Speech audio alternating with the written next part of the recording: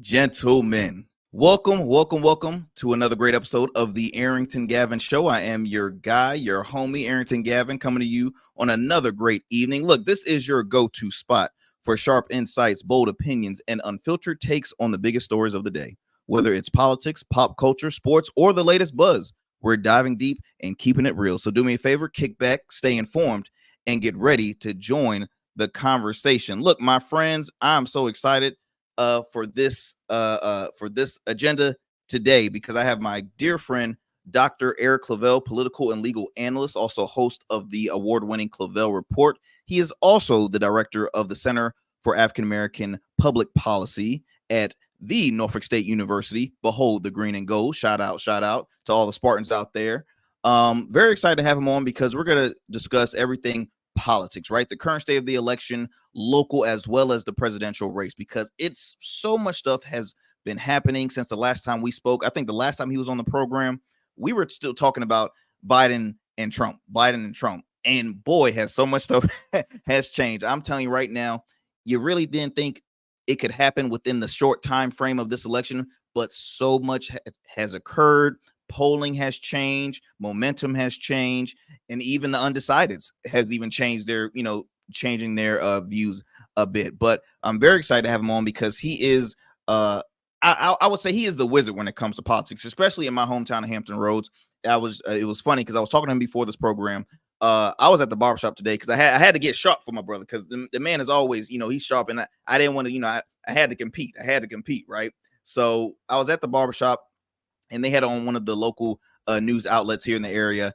And who do I see on TV talking about the election? Dr. Claville. I'm like, this man is everywhere. Okay, everywhere.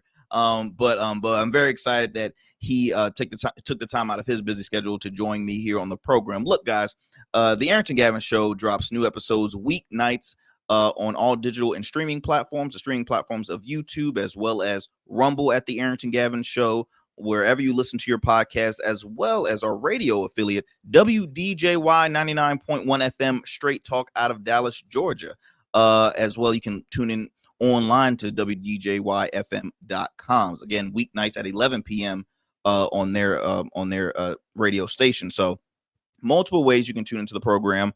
I thank you for those who continue to support the also growing independent grassroots program that is the Arrington Gavin Show. We're growing in subscribers each and every time, listenerships and viewership. So again, I truly thank you. I believe one of our clips was well over 1,000 views. So again, couldn't do that without you. So please, let's keep that momentum going, and also follow us on all social media platforms, as like Instagram is at the Arrington Gavin Show, as well as X, formerly known as Twitter, at the Arrington Gavin Show. So I truly appreciate my friends. Also, before I move forward, I always have to acknowledge some of our proud supporters of the Arrington Gavin Show, like our friends at Bernardo's Menswear. That's right, Bernardo's Menswear. My good friend, Mr. Bernardo Johnson. He is the owner and founder of Bernardo's Menswear. Look, if you're looking for some great threads, as a business owner, I always know that my appearance is a part of my brand. I can't go to different functions looking raggedy. You have to look sharp from head to toe, business casual, formal, you name it. Look, Bernardo's Menswear is the place you need to check out. If you happen to be in the Hampton Roads, Virginia area, you can go in store at his store location located at the MacArthur Mall, first floor, in the heart of downtown Norfolk. And look, no worries if you're not in the Hampton Roads area, because we have a lot of listeners that are not from the area. It's okay. You can visit him online at www.bernardomenswear.com. Again, that's bernardomenswear.com. You can also check him out on Facebook at bernardomenswear.com. Thank you so much, Mr. Bernardo Johnson and Bernardo's Menswear, for being a proud supporter of the Arrington Gavin Show. Also, my friends, let me go ahead and take this graphic off. Also, my friends, normally we'll do a quick commercial break and then I'll bring on our fun fact of the day. But since I have my good friend, Mr. Dr. Eric Claville, I want to have as much time as I can to chop it up with him. So I'm going to do our fun fact first, and then we're going to go to a quick commercial break. So, every time I always like to just pull up a random fact because you learn something new every day. As we always say in conversation, you learn something new every day. Well, look, today's fun fact, if you didn't know, there's only one NFL team that has a plant for a logo. Did you guys know? Did you know? Can you take any guesses? All right, too late. The New Orleans Saints. So the New Orleans Saints, I'm gonna try to pronounce this right. Fleur de lis. Okay, it's actually a stylized lily historically associated with the French monarchy. It's also the state symbol of Louisiana and appears on the Quebec flag. So, see, you learn something new every day only here at the Arrington Gavin Show. You're welcome. You're welcome. I bet you don't know any other shows like that. I bet you don't know any shows like that. But look, y'all, let's do a quick commercial break. When we come back, I'll have my dear friend, Dr. Eric Claville, on, again, political legal analyst and host of the award-winning Claville Report. Don't go anywhere. You are listening to the Arrington Gavin Show.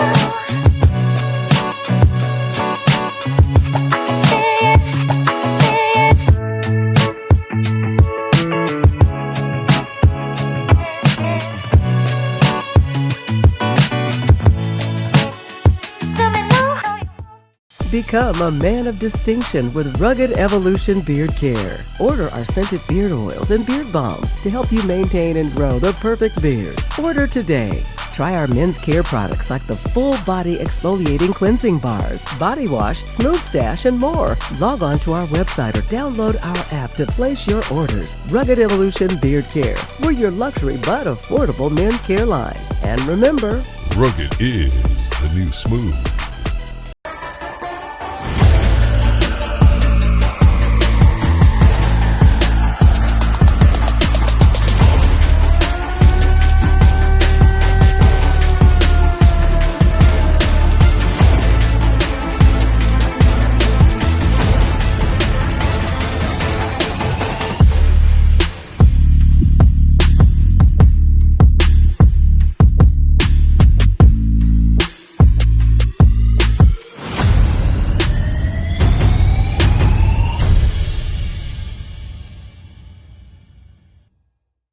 All right, welcome back, my friends, to the Arrington Gavin Show. I am your host, Arrington Gavin. As I mentioned before, I have a special guest on, and before I bring him on, look, we're going to talk about the current state of the election, and just to kind of keep you up to speed on things. I know a lot of people are like, I can't watch it anymore. I don't like watching news. It's too much going on. I understand, but it's important, y'all. So look, I want to keep you up to speed and of what's been happening. So just to keep you up to date, I'm gonna read a few things for you. So the 2024 election, U.S. election, is shaping up to be a tight and highly can't even get my words out, polarized race, primarily featuring Kamala Harris of the Democrats, as well as Donald Trump for the Republicans. Now, here are some key things that have been occurring since the election has started between Harris and Donald Trump. Because remember, initially it was current President Joe Biden and former President Donald Trump. So now it's VP Harris, current Vice President Kamala Harris, and Donald Trump. So the race is largely competitive, though it varies across different demographics. Now, Harris has a significant lead among young voters under 30. Now, with polling showing her ahead by 17 to 31 percentage points, depending on the group. Now, she also leads among women and racial minorities like Black, Asians, and Hispanic voters, while Trump commands more support among men, white voters, and those without a college degree. Union members tend to lean toward Harris, while veterans support Trump more heavily. Notably, both candidates retain strong loyalty from their respective 2020 voters, with nearly identical levels of support as seen in their previous elections. Now, again, so much has changed because we have seen Kamala Harris receive a lot of endorsements, probably a little more than usual, but I'll share a little more with that with Dr. Claville. Also, y'all, voter enthusiasm is a big thing that's been occurring in this election. It's shaping up as a critical factor. Harris supporters, especially younger voters and Democrats, show high levels of engagement, with about 81% of her backers expressing strong enthusiasm. Now, nearly double the excitement levels Joe Biden generally in earlier 2024. In contrast, Trump supporters are less enthusiastic than in prior elections, but still engaged. Now, overall, young voters and Democratic voters are showing greater intention to vote in November than their Republican counterparts. Now, here are some key issues. Now, Harris holds an edge over Trump on many of the major issues important to younger voters, including climate change, abortion rights, education, and healthcare. However, Trump remains competitive, particularly on the economy, where he holds a slim advantage. Now, campaign strategies are likely to focus on economic concerns moving forward, as both candidates look to solidify their positions on this key issue. And lastly, Trump continues to face multiple legal battles, but this does not appear to have significant dent in his base. His ability to campaign despite legal hurdles and the way his supporters view these legal issues will remain an important dynamic leading into this election. So, hope I got y'all up to speed on things. So now, without further ado, I'm gonna bring on my good friend, Dr. Eric Claville, host of the award-winning Claville Report, also political and legal analyst, and director of the Center for African American Public Policy at Norfolk State University. Behold the green and gold. Let me bring on our guest this evening, Dr. Claville. How you doing, my friend? How are you, Brother Arrington? So good to be with you again, and also with your audience. So always love coming on, chopping it up with you. Man, I truly appreciate it. Again, as I mentioned earlier, you are a busy man. I know this season is the Super Bowl for you, and all the networks have been hitting you up. You host your own program here in the Hampton Roads area, and I know you are a busy individual. So again, I thank you for taking the time out your schedule to come here on the program. But man, look, the last time you were here, we did not see this coming. We were talking about Biden going against President Trump, and now you have vice president. So much has changed. It's now Vice President Kamala Harris and Donald Trump.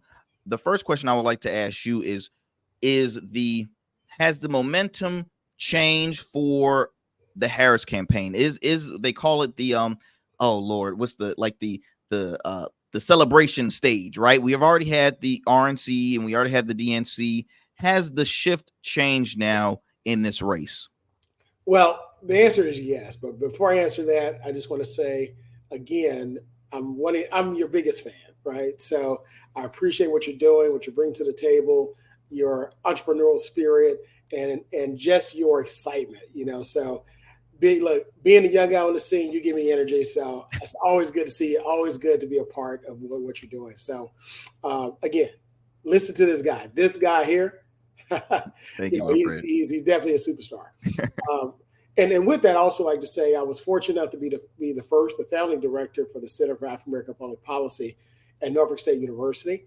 No longer the director, but still continue to host and executive produce the radio show that I created, State of the Water, where we bring movers, shakers, and policymakers to you, our community, to discuss issues important to them. So that airs every Sunday at WNSB Hot 91 in Solar, VA, on our radio station at Norfolk State at 10 a.m. and the Claville Report, Law, Policy, and Politics, every Sunday at 12:30. So tune in, same station. We've worked together. Busy man. I told you he a busy man. But look, one great thing about it, we're both blessed to be able to do what we love, and we don't consider it work. So, absolutely. So again, shout out to you, shout out to the Spartan Nation, and look, shout out to everybody that's out there that's going to go vote. So I want to make sure we encourage everybody, whatever you do, make sure you go vote. So to the question, and we're having a conversation tonight, so it's all good. I'm gonna sip on my coffee here, and we're just gonna chat it up like we're at Starbucks. That's right. So yes, the momentum has shifted, right? Mm-hmm. We all saw the debate in June. We all saw the debate, and everybody was just shaking their heads like, I can't, I'm not sure about this. Now, I've said to friends before in conversation, I've said on air since current President Joe Biden dropped out of the race, that when he was in Virginia Beach, we had an opportunity to engage him, I talked with him and so forth. And, I felt at that time in 2023 that he was kind of weak then, right? Yeah. I felt that this probably would be his last, should be his last term. And I've talked privately about that. But of course, we know that to be the case. The job of the president is a heavy weight, right?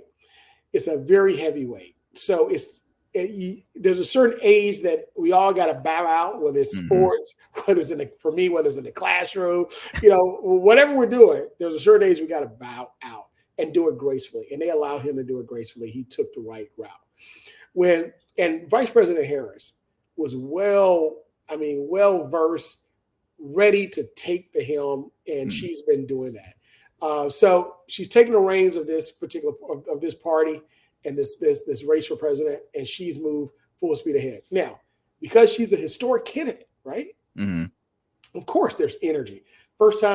Second time to elect that's viable to elect a woman. Let's not forget, Hillary Rodham Clinton, right. Former secretary, former senator, who also came very close. But I called that race and saw that she was going to lose it, and she did. But with that, another historic candidate where now it's a Black woman of color, Southeast Asian Pacific heritage, right? Who also another historic opportunity to elect the first member that graduated from HBCU. Also, another opportunity to elect an individual, first member of one of the Divine Nines, the Alpha Kappa Alpha Sorority Incorporated. Myself, a member of Kappa Alpha Psi Fraternity Incorporated. So with that, we know that this is an opportunity for us to, move the needle into an area what we call progress, right? So yeah, the momentum has shifted.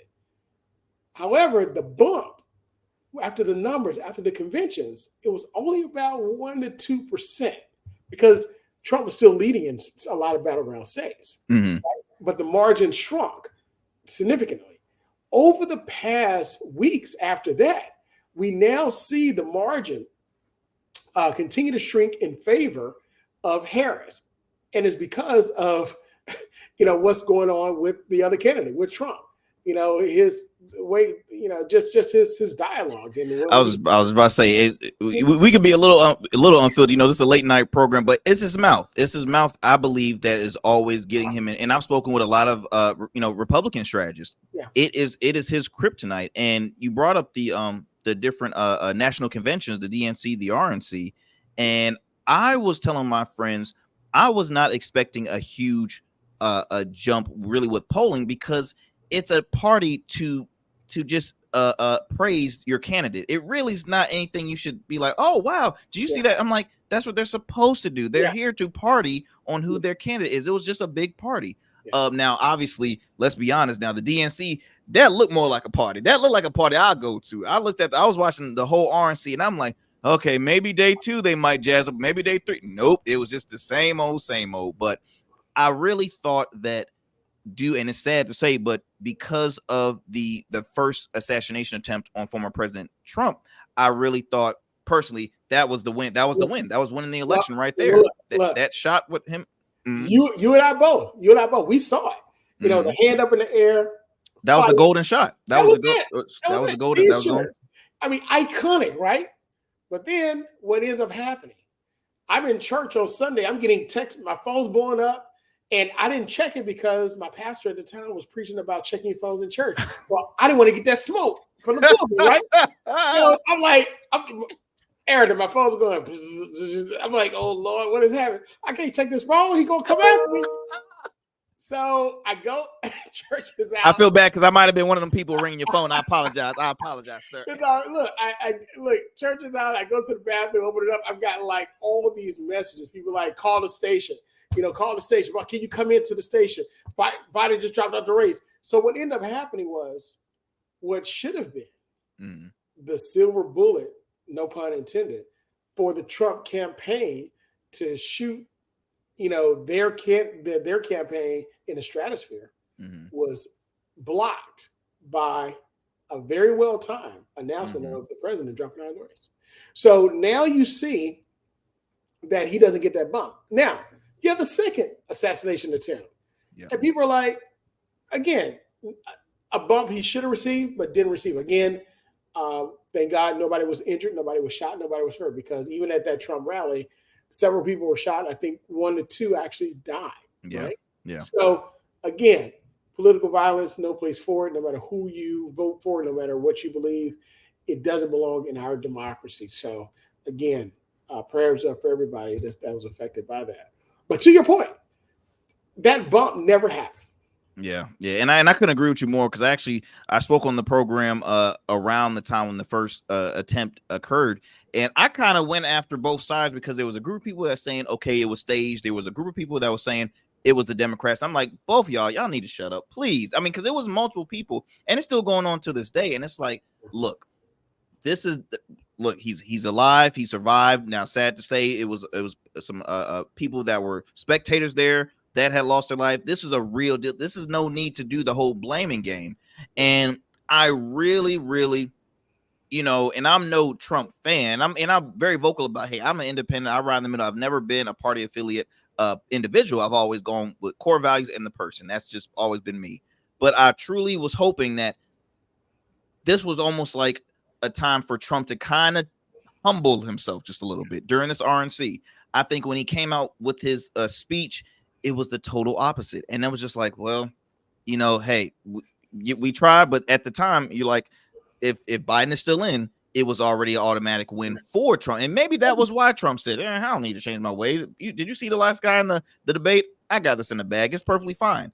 But then, then you went to mention that Biden dropped out, brought in Kamala Harris, momentum shifts, historic shift. And on top of that, we had so many undecideds that were just like, and not even undecideds, even voters, Democratic voters that weren't too happy with the candidate selection. Yeah. Now, I'll give it to the Republicans.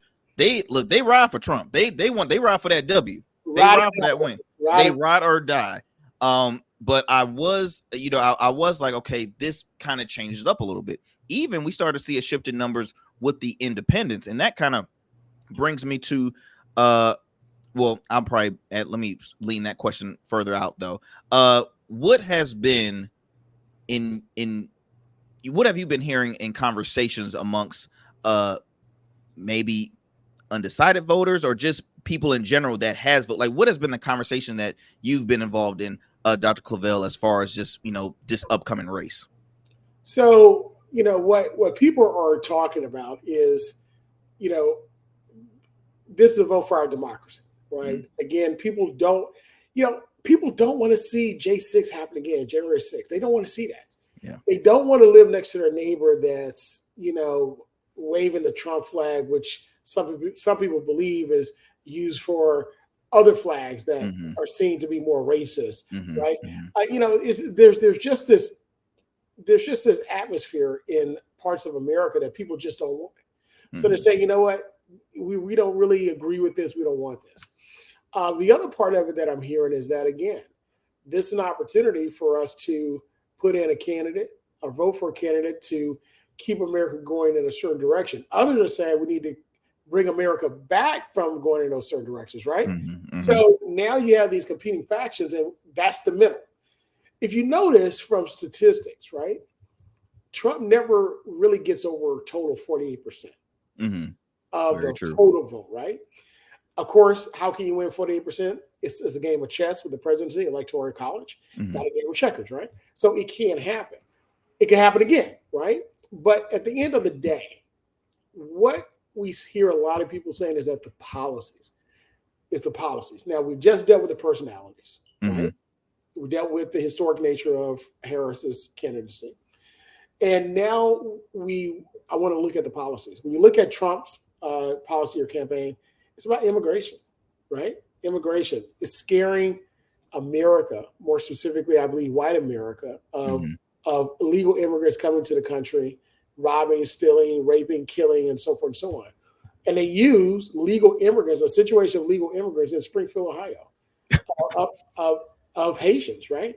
So when you look at that, if you go to the Springfield government website, their immigration program is the resettlement program for immigrants, where municipalities can bring immigrants into the country, resettle them in their area, receive support for it, for the purpose of filling certain types of jobs. Wow. So they are there legally, and the county brought them in. The reason is because they were losing population. Mm-hmm. We see a lot of countries in Europe where this happens, and you have a lot of immigrants from developing nations, which are Black nations, that are victims of colonialism.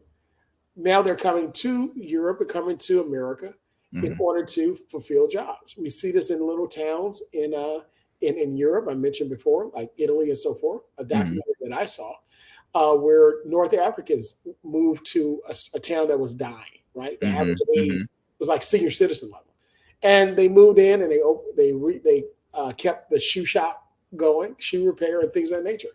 We see it here in America. There are certain jobs that the people, when you get into society, you move up educationally, you move up by income.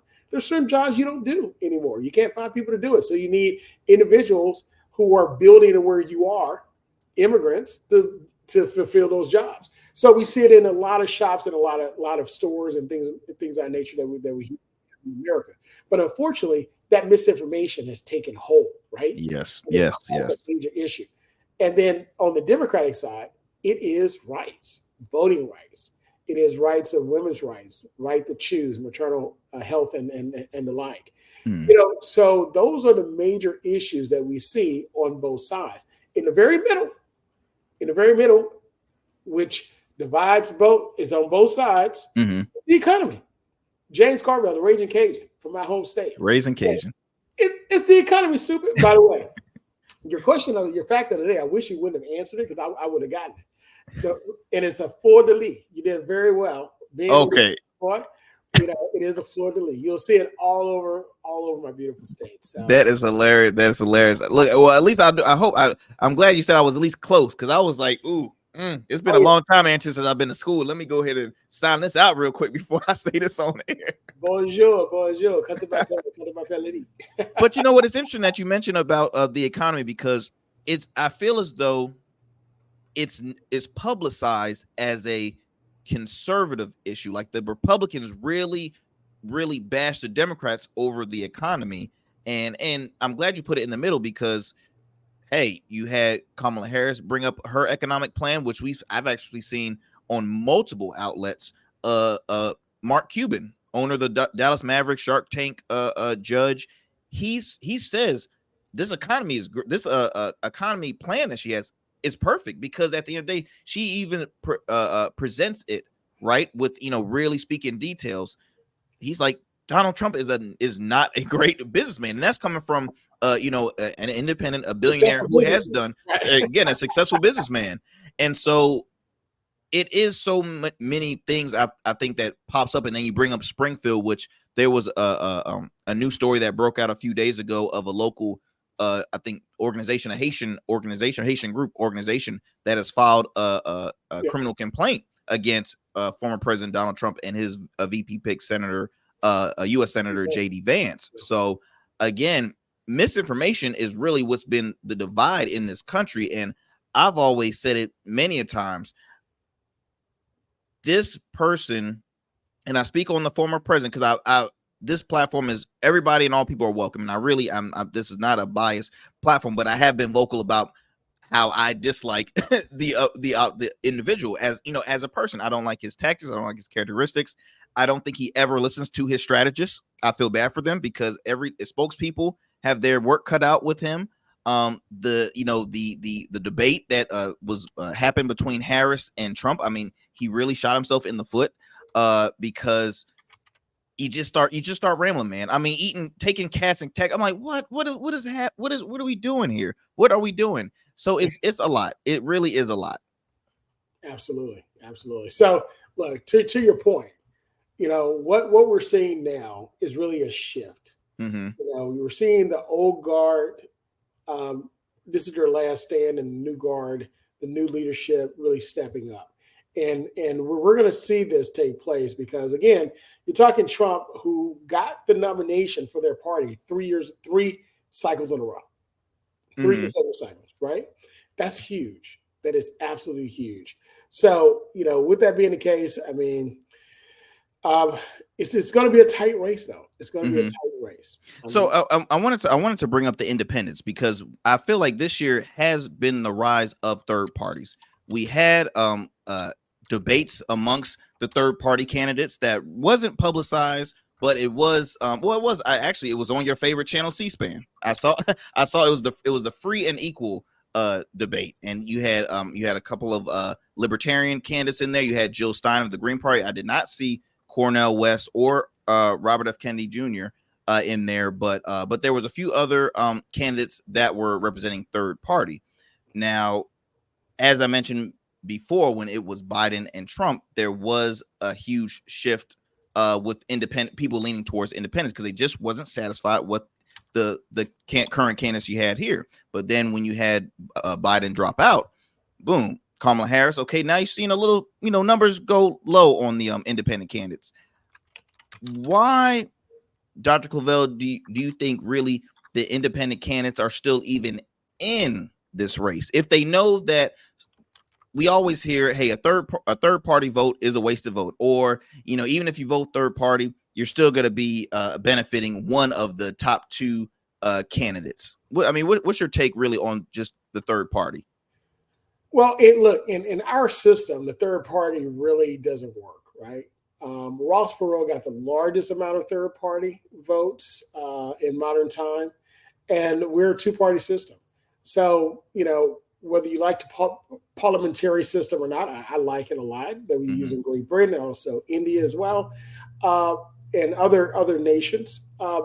Ours is a democracy. So I believe third parties are good for getting issues out there, issues that people the main parties don't really want to deal with. However, I will not see a third party win in a presidential election. That's out.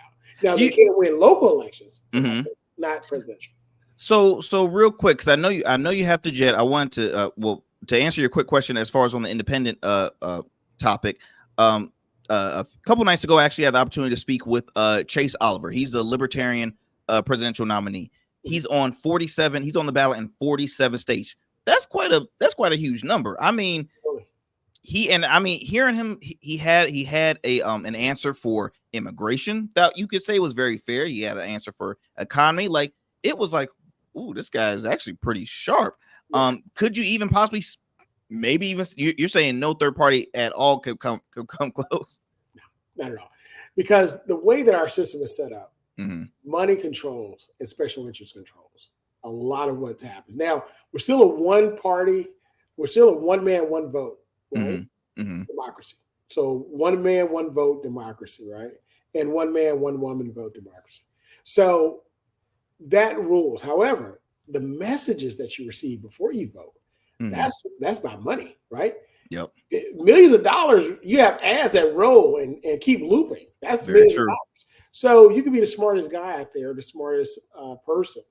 But if you don't have the money backing you and the special interests, right? And there are half a dozen major special interests that really push a lot of campaigns and really control a lot of the lobbying, right? That's another show. However, it's all about the money. Got you. Real quick, because I know you have to go. Like I said, ladies and gents, this is a very busy guy. Everybody's calling right now. He got meetings on top of meetings. I want to real quick talk about the local election. Now, we're both happen to be in the Hampton Roads area. We have some major elections happening in my city of Chesapeake on the mayoral race. Of course, we have a few council member seats that are up for grabs, school board. But I really want to talk on the mayoral race happening in Chesapeake as well as Virginia Beach. So recently, I just found out a good friend of mine, Don Carey, who serves as city councilman here in Chesapeake, he's running for mayor. There was 2 cases brought against him to get him off the ballot, 2, the fact that he should have resigned June, I believe, 30th. Instead of at the end of the year, he should have resigned from his position at council. He's since then won both cases. What's your take on the mayoral race happening in Chesapeake? Because there's so much stuff has happened with that. Well, Don Carey, I know him very well. I've interviewed him on the show. I know his family, and also a great alum of Norfolk State University, right? Very true. Very true. And great guy. I'm not just saying that because I know him, but he really is. In the city of Chesapeake, he loves Chesapeake. Of course, born and raised in the city of Norfolk. But really, when he's settling in Chesapeake, after he finished his career in the NFL, he is on what we call 10 toes down in the community. He understands it, right? And he speaks for it. And again, I think, first of all, I think he's going to win that election. All right. And with that, I think that he's going to go and continue economically in the vein of the great late Bill Ward, who was, of course, a history professor at Norfolk State University a long time, but really the one that mapped out what Chesapeake could be and what it is today. Also a great Capitol brother who's gone to Chapter Invisible. So with that, I really believe that he has a great chance of winning and a great chance to moving Chesapeake economically into the next 21st century type city.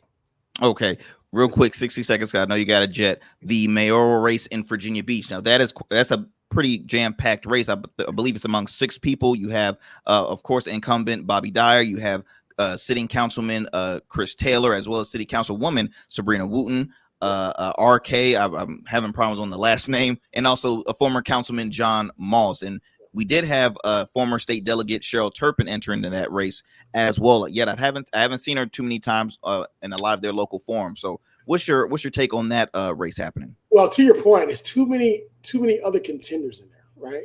I think if they wanted to change in mayor of Virginia Beach, I think Bobby Dyer is going to win it because here's the deal: if you wanted real change, you should coalesce around one candidate and put that candidate up, right? And then from there, build a coalition around that candidate to challenge the incumbent. But because that's not happening, I think he wins that race. Got you. Well, look, y'all. If you want, we can go another 60-second speed round. You could give me the race in the city, and I'll give you what you think. Okay, perfect. So speed round. Look, what are your predictions on the federal level? Who is winning this presidential race? All right. So on this show, I'm going to say that whoever wins this election, it will be an electoral college landslide. And I do believe that Vice President Harris and Tim Walz will win this election. Wow. Okay, we're coming down to Jen Kiggins and Missy Cotter Smazel in the 2nd congressional district race. Who do you have winning this election? I have Jen Kiggins winning this election because she's an established candidate. Also, she is really midline, if you really think about it. She's not an ultra-conservative Republican, but she's moderate Republican. But again, Missy Cotter, she is definitely one to watch. She can flip this district. We'll see what happens in the next less than 40 days. But I think Jen Kiggins is pretty safe. Okay, two quick ones. North Carolina, gubernatorial race. Not Mark Robinson. Next. That was real quick. Okay, moving a little further. We're going to be having up and coming a governor's race in the state of Virginia. They're already candidates right now campaigning. We also have a sitting state senator, Aaron Rouse, that's running for lieutenant governor. Any upcoming prediction? I know it's a little early, but any upcoming prediction with that? Yeah, so it's a little early for that. However, I think when you look at the support, Senator Rouse, again, I know him very well. I know LeVar Stoney very well. When you look at the support, he has support of Hampton Roads. There's also Northern Virginia and Richmond and south of west of Richmond. So you have those are the major 4 areas. So it's gonna be a close race with that. I'm not going to call it now, but it's going to be very close.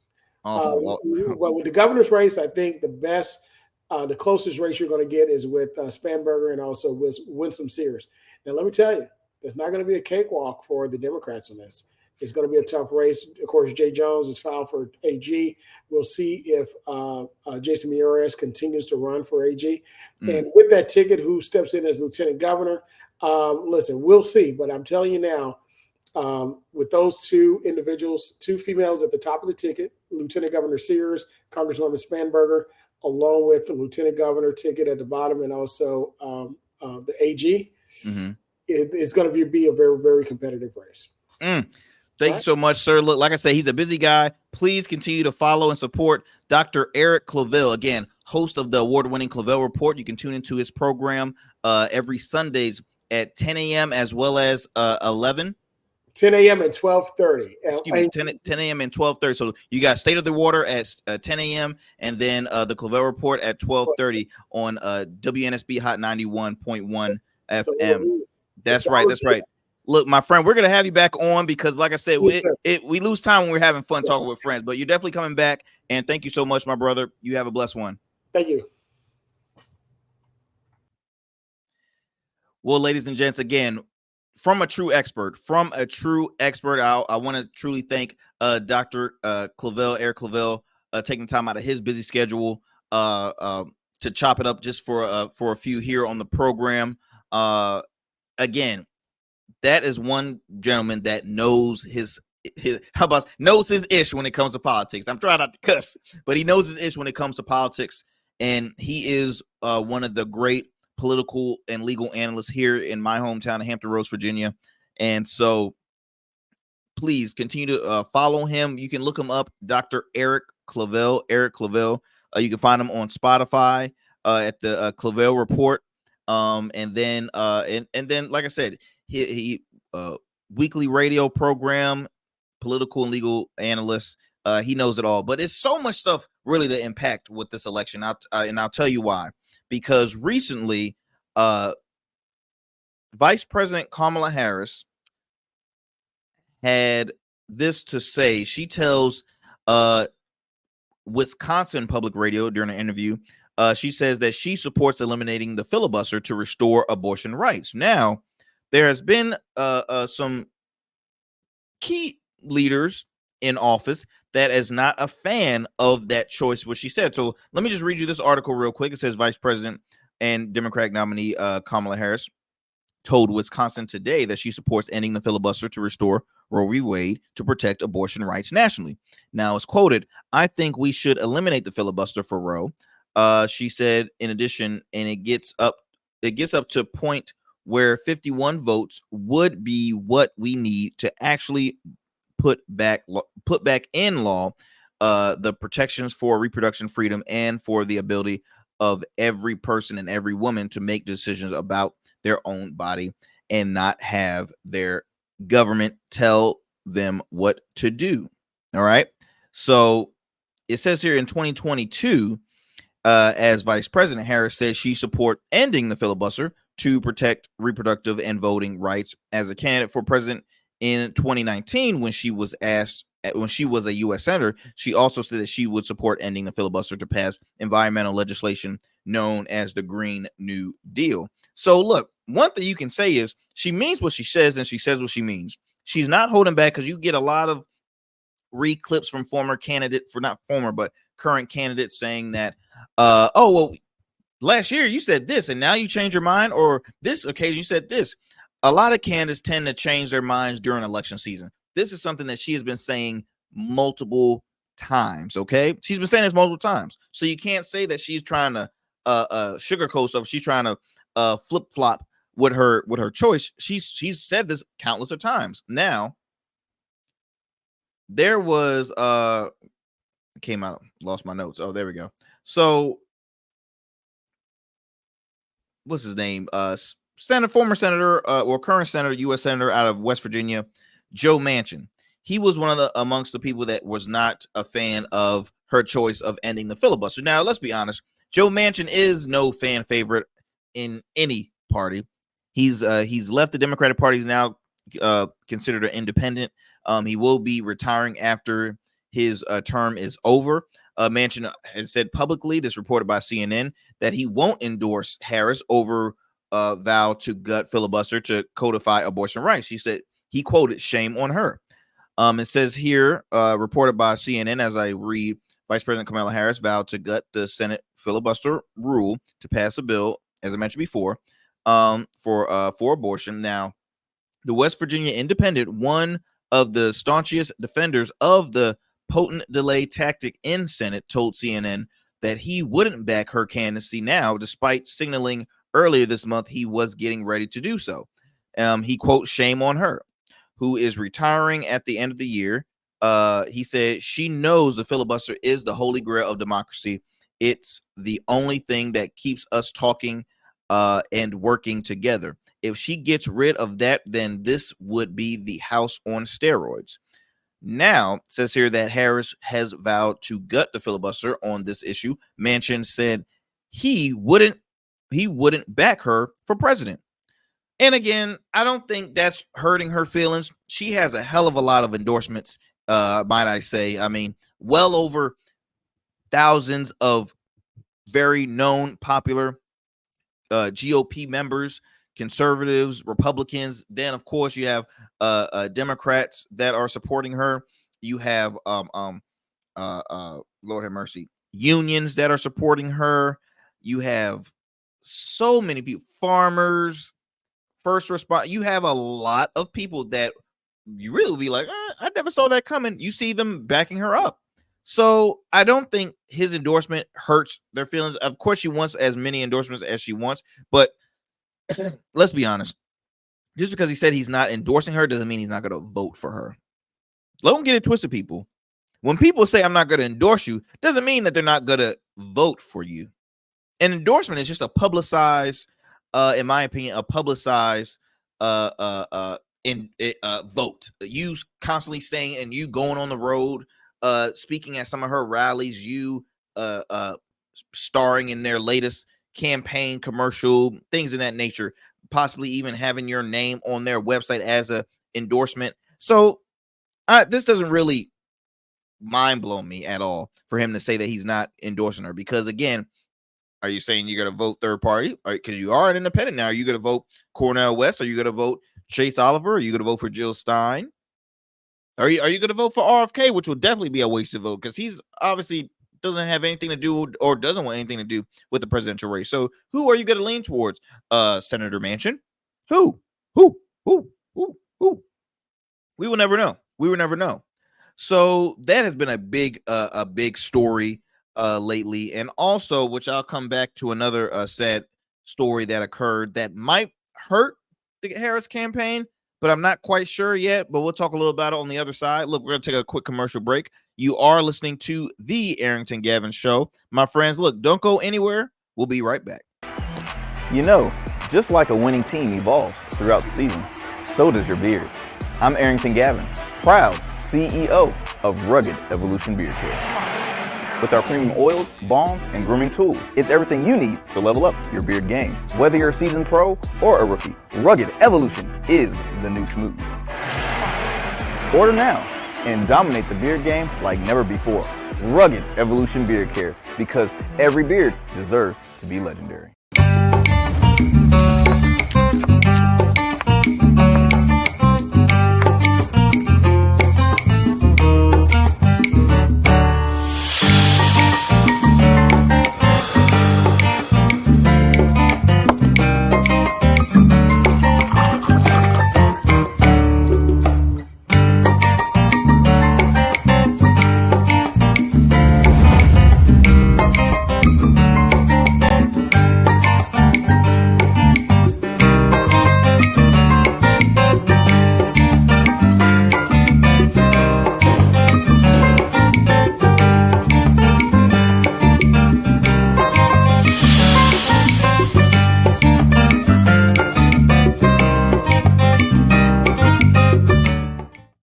Welcome back, my friends, to the Arrington Gavin Show. I am your guy, your homie, host, Arrington Gavin. Look, I hope y'all enjoyed that conversation I had recently earlier with Dr. Eric Claville. Let me tell you something. Whenever it's time to talk politics, whenever it's time, especially during election season, he's one of the top names that I always have on the list where I'm like, oh, I got to have him on the show, get his take on things, because, excuse me, you just always need another perspective, especially from an expert. This man is truly an expert in politics.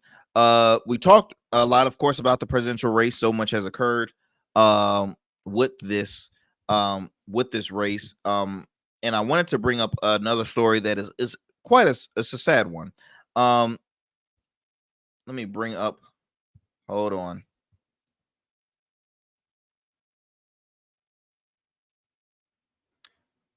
Recently, Marcellus Williams. If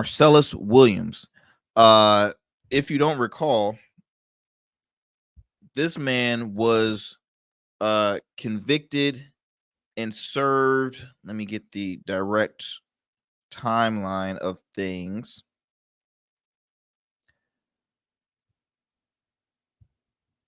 Marcellus Williams, a 55-year-old man, recently uh, uh, whose murder conviction was called into question by a prosecutor, has been executed by lethal injection. Now, the sad thing is, despite all of the petitions, over 1 million signatures, you hear me? Even you had people trying so hard to just put it on hold for a second because there was so much information that started to come in. Like, wait a minute, this guy could be possibly wrongly convicted. Says here, give me 1 second so I can.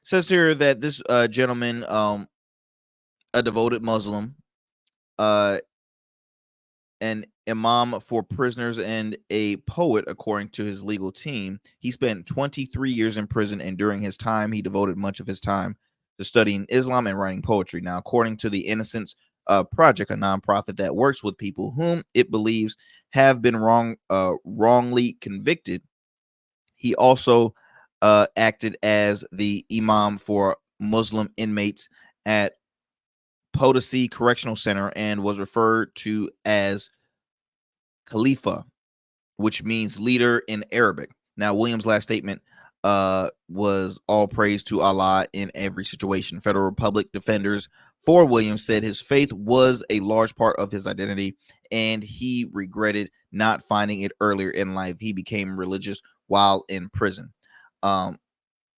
Williams was accused in 2001. He was convicted for the murder of Felicia Gale, a former newspaper reporter and social worker, who was found stabbed to death in her home in 1998. Now, during trial, prosecutors said that Williams broke into her home on August 11th, 1998, noticed a shower running, and picked up a large butcher knife. When Gale came downstairs, she was stabbed 43 times, and her purse and her husband's laptop were stolen. Now, authorities said that during that day, Williams wore a jacket to hide blood on his shirt. His girlfriend questioned why he would wear a jacket on such a hot day, and later saw the stolen purse and laptop in his car.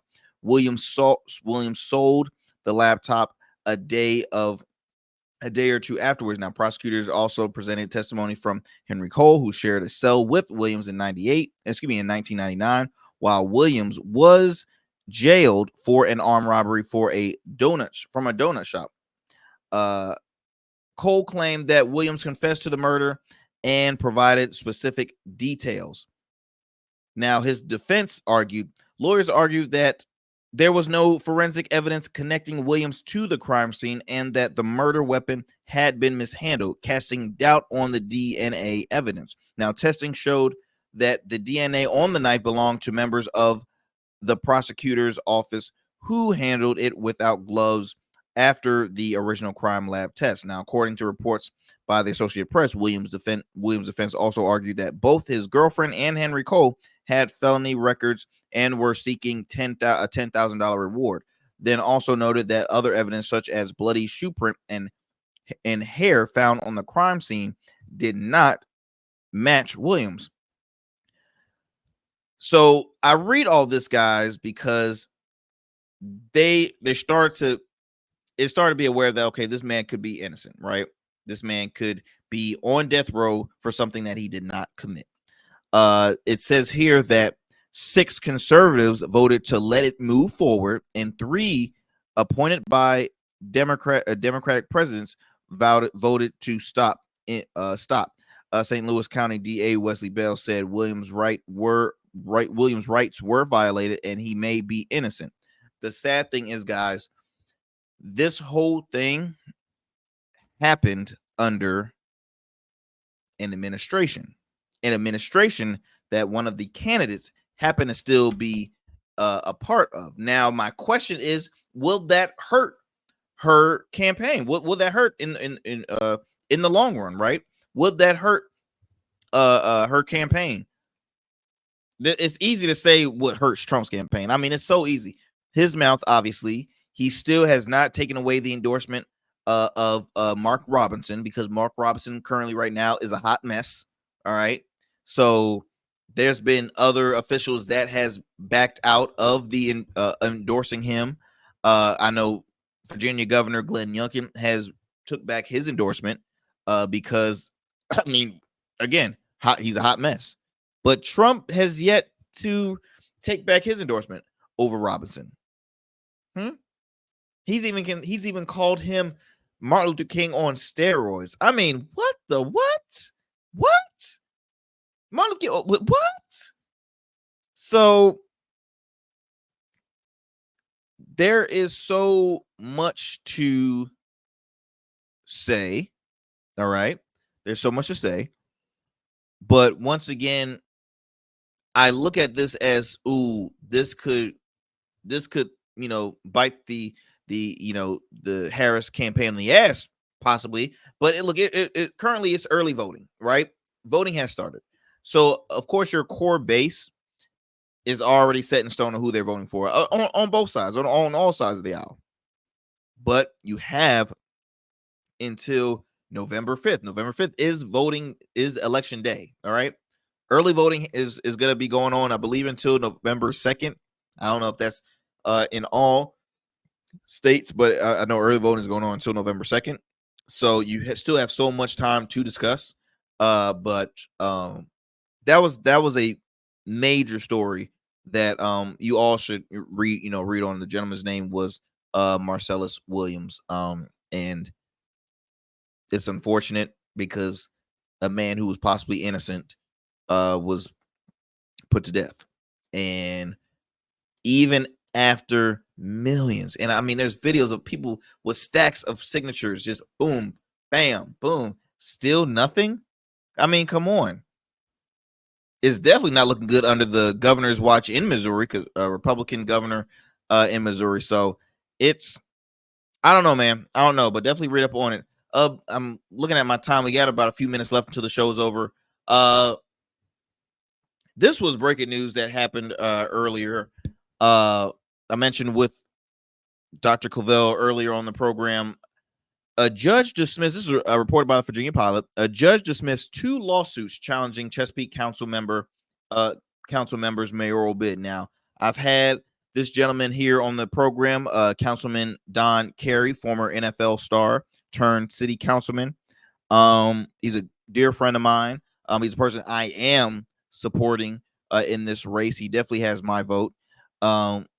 He made the announcement that he was going to be running for mayor, and it made headlines because Don originally, you could say, was backed by the Republican Party and registered as a Republican. He was elected as a city council member, endorsed by the local GOP, and then he wanted to run for, I think he was a candidate for he wanted to run for state delegate as a Republican. He since then switched parties. He realized, hey, this is not his party. This is not him. He switched, became a Democrat, and he is taking the leap of faith to say, look, Chesapeake needs better leadership, and I want to be that person to run. And his policies are great. He's a great dude. And because the corrupt system happening in the city of Chesapeake, you have some things that occur, and people will do anything they can to get that win, to get him off the ballot. To me, that's fear tactics. Okay, that is fear tactics 101, in my opinion. But I digress because we're running a little low on time. Look, my friends, be sure to continue to tune into the Arrington Gavin Show weeknights at 11 p.m.